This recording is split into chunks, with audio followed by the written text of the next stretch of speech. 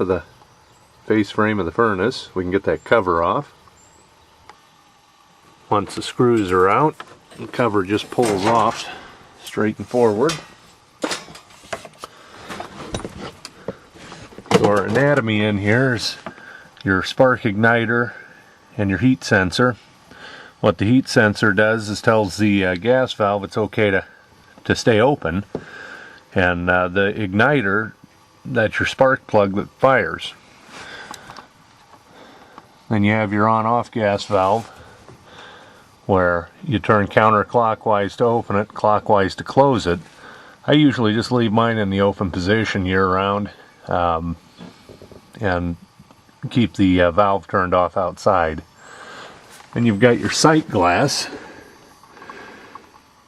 This you can actually see the spark igniter kick in and the flame start. Okay, I'm going to call for heat, so it's going to get kind of noisy here. Hopefully we can see the spark through this sight glass.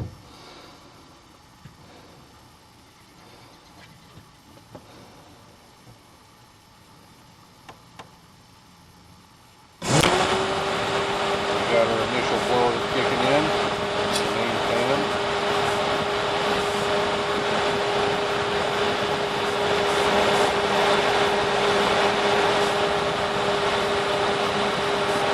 Usually takes it up when we have the igniter flicking.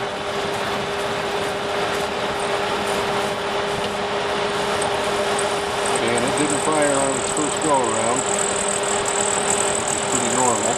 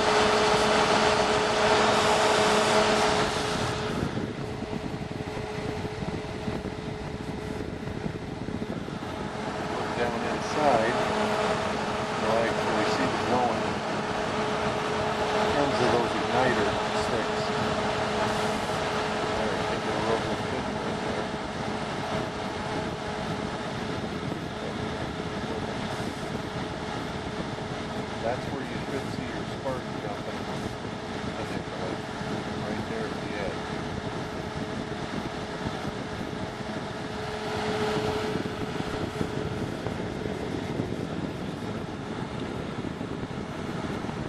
And we're going to go ahead and shut her down now. Once you shut them down, your igniter heads give you an idea of the distance you should have a part in there. It'll take it about 30-40 seconds, just depending on how long you let it run. This little sensor over here basically will shut that system down.